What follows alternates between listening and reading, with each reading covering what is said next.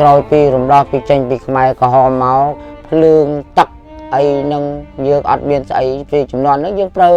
ព្រាយយើងការរកព្រាយឯណាមានតែខ្លាញ់ខ្ញុំដូចពីមុនមកខ្ញុំត្រូវការបញ្ចូលអាគុយអីអញ្ចឹងនៅក្នុងផ្ទះខ្ញុំនឹងក្នុងអស់តិចបំផុតមួយថ្ងៃគឺខ្ញុំចំណាយចោល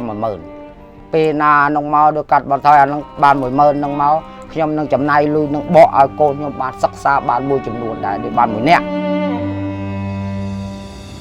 ភ្លើងចូលមកដល់បាន 4-5 ខែដែរហ្នឹងខ្ញុំតភ្លើងដាក់ពាក្យតភ្លាម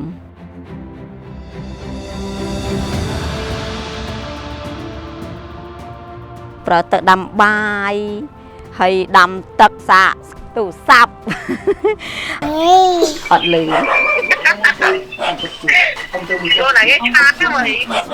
ហើយសាកអាក្បាលកែវអីហ្នឹងចាហើយបូមទឹកស្រោចដំណាំវាស្រួលអញ្ចឹងបានគ្រប់យ៉ាងប្រជាពលរដ្ឋបានទទួលភ្លើងនឹងគាត់កាត់បន្ថយច្រើនភាពក្រីក្រដែលគាត់បានភ្លើងនឹងមកប្រើដោយសារគាត់មិនយកលុយទៅបញ្ជួយអាគុយគាត់មិនយកលុយនឹងទៅចាក់ប្រេងម៉ាស៊ីនល្វីប្រឆេះទុកលាន់ពេញភូមិទេ